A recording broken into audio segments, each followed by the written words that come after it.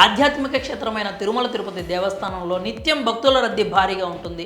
దేశం నలువైపుల నుంచి కోట్లాది మంది భక్తులు ఆ శ్రీవారిని దర్శించుకోవడానికి తిరుమల కొండకు వెళ్తూ ఉంటారు. అయితే ఇక్కడ టీటీడీ సంస్థ అనేక ఉచిత సేవా కార్యక్రమాలు, సాంస్కృతిక కార్యక్రమాలతో పాటు ఎంతోమంది విద్యార్థులకు దేవస్థానం తరపున చదువును అందిస్తున్నారు. ఈ క్రమంలోనే చాలామంది విద్యార్థులు టీటీడీ నిర్వహిస్తున్న కళాశాలల్లో చదువును కొనసాగిస్తున్న విషయం తెలిసిందే. ఇది ఎలా ఉంటే తాజాగా తిరుమలలో అత్యుత్తమ ప్రతిభ కనబరిచిన విద్యార్థులను అభినందించి అచీవర్ అవార్డులు కూడా ప్రదానం చేశారు. ఈ సందర్భంగా టీటీడీ సంస్థ విద్యార్థులకు గుడ్ న్యూస్ తెలిపింది.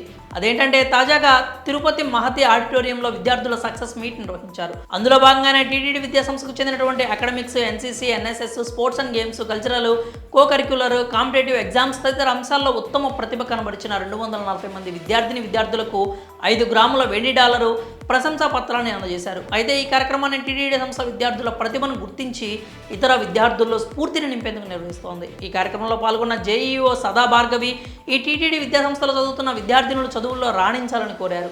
ఈ సందర్భంగా విద్యార్థినులకు నెలకోసారి తిరుమల స్వామివారి దర్శన భాగ్యం కల్పించేందుకు చర్యలు చేపడతామంటూ తెలిపారు.